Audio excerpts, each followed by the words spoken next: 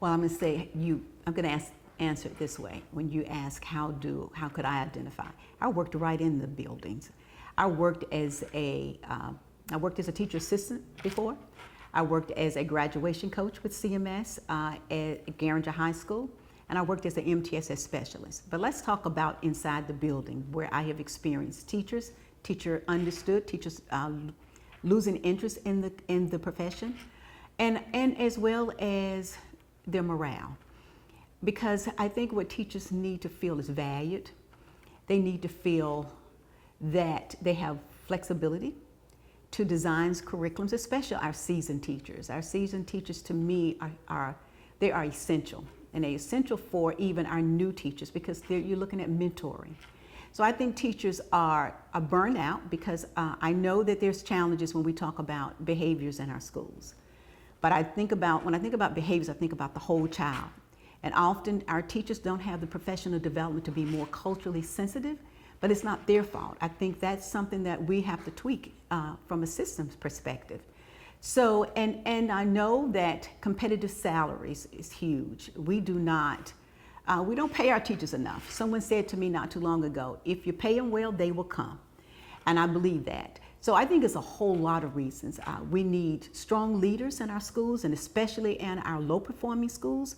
A lot of times what I have seen is teachers who have moved into leadership roles and they're new. I'm not negating the fact that they shouldn't be given an opportunity, but when we are already in struggling schools, what we need are leaders who are strong leaders, who understands how to make the changes, who understands how to get their staff to buy in, who is sensitive to their staff and understands cultural diversity, because a lot of our schools are extremely diverse. So I think there's a lot of reasons teachers are leaving. And I think that that's something that the board has to address, but they have to look at the whole teacher, their social, emotional needs. You know, if you have a teacher that's coming to school, they're working part-time jobs to make ends meet. And then they're struggling. Then they have to work extra hours to do tutoring. And then they have to go home to their families. How much time, how much energy do they have to give to their own families? So I can understand the burnout. We've got to do a better job of looking at the whole teacher and supporting the whole teacher. Well, you know, the board has a lot of control when we talk about putting incentives in place to increase morale. You know, your board is actually your executive team. It's the one that's going to be governing, pushing, and moving things. So I think it has to start with the board, making sure the board is setting parameters, setting systems in place that will attract teachers, putting in competitive salaries. But we have to do all of those things to draw our teachers, or have people wanting to go into the profession. And we also can think about how to market. How do we market our teachers? How do we market the need for teachers? And you know, we think about our guest teachers. You know, that's just where we are right now. We don't have the staff to fill the positions. And I think it's also that we're not doing a really great job, and even providing professional development for our guest teachers. So I think it's a challenge, but the board can do a lot. It has to start with the board. I think what the board needs to do is to make sure they have an interviewing process to ensure that they're getting the right person. Well, you're right. We've gone through, 3 superintendents? 2 have been let go. And I think that falls back on the board's hands. It falls back in their laps. It's their responsibility. But I think the problem is that we're not looking at the best candidate. We're not looking at the skills that are needed. And there's a lot of things when you think about hiring somebody, you have to look at the whole person. It's really no way to separate a person from their ethical beliefs, from their skills. You have to look at the whole person. And I think that's one of the things this board may have not done well. And even making sure that the person that they hire is really qualified for the job. And I want to talk about what we just did with Ernest Winston. To me, the board knew that he did not have every skill that he needed to do the job, but they hired him. So what my concern is why didn't you, if you knew that he didn't have everything and you made the choice to hire him, why didn't you come alongside of him and provide all the support that he needed? As I've said many times, it may have looked like micromanagement, but that's okay, because he needed more support to be successful. and we didn't provide it. And that's the issue for me. We got to get it right this go round. We don't need to look for a superintendent and do it too hastily. We need to take our time.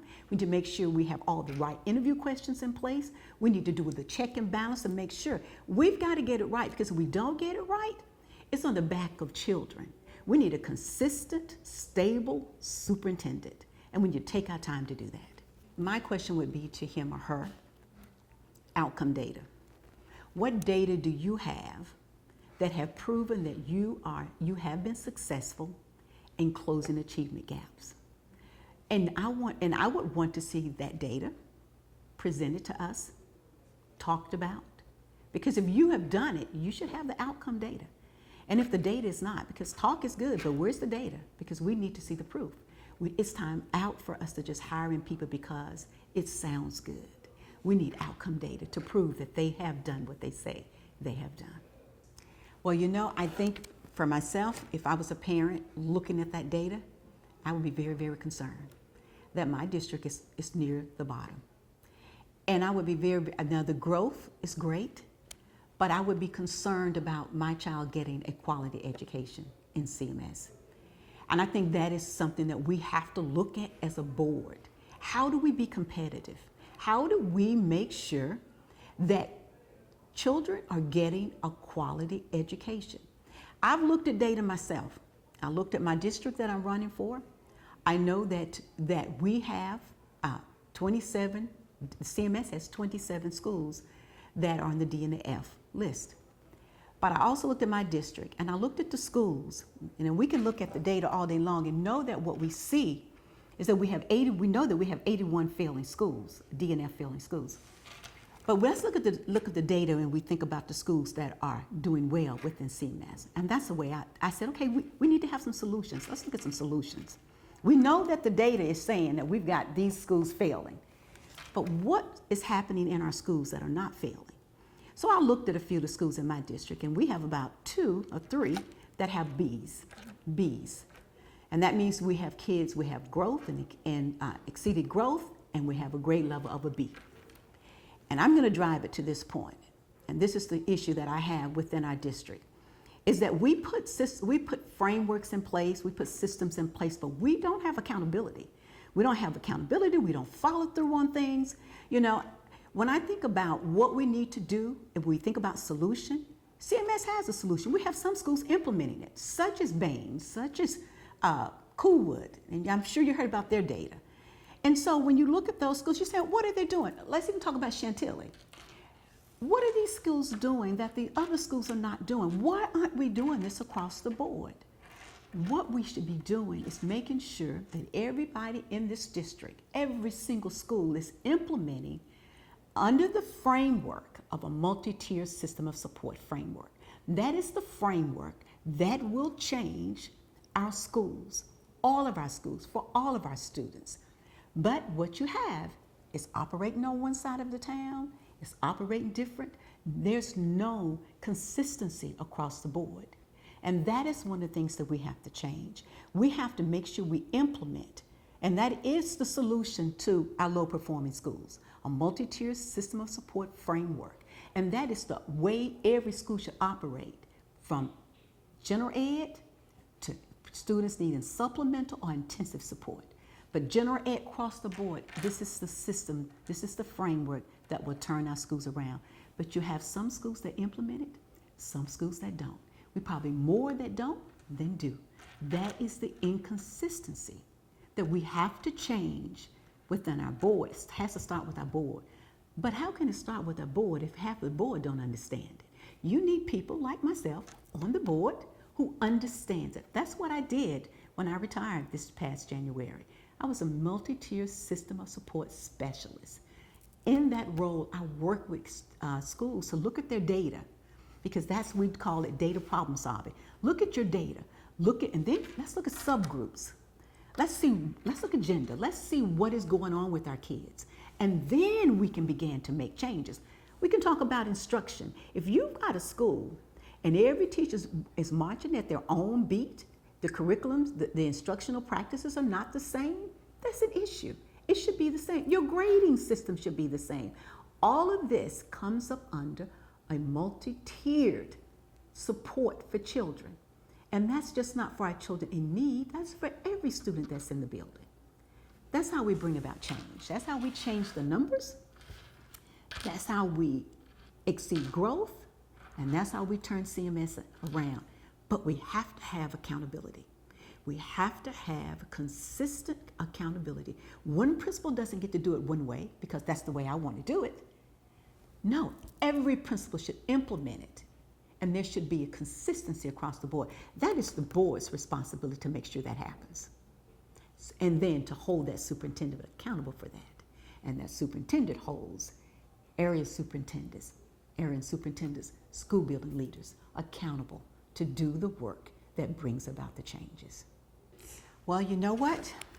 As a parent, when I was rearing children who are now grown, I looked at those very options, just the way these parents are, and I can't blame them. Because if we don't get it right, public schools don't get it right, parents should have choices. I don't have an issue with parents having choices, but I think if we do the work and we do the work well, we won't be losing all of our kids to charter schools. I think we're going to always have charter schools in existence, but the public schools will be competitive. We're not competitive.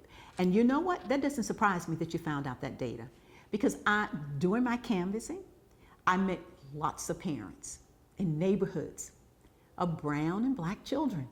And I asked, where your child going to school? Well, my child goes to a charter school. I'm sending my child across town. I can tell you, I probably talked to about 10 or more parents that have said that. You know why?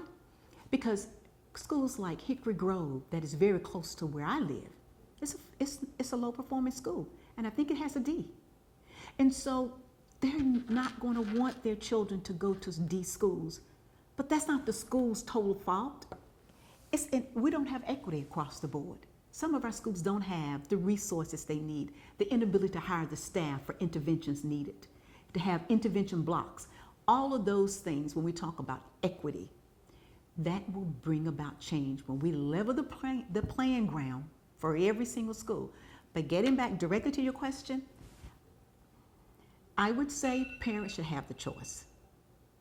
The parents should have a choice. If we don't deliver, they should have a choice to put their children where schools can provide their child with a quality education. But if CMS gets it right, we can be competitive again. Well, the first thing that I would say about school safety, I think that we're doing some good things now with the metal detectors. And I know it's inside of the building. We have a lot of protocols inside the school building for safety. But one of the things I think is huge for our new superintendent to do is to make sure he develops or put in place a well-qualified safety team. Because if you think about a lot of our school buildings, we have different designs. When I always think about Garinger, because that's one of the last buildings that I worked inside, you have entry levels, various places within that building. And so how do we keep kids safe when you have an entry level to the left, to the right? How do you keep kids safe? It's important for us to make sure that we have a well-qualified safety team who has had that kind of experience.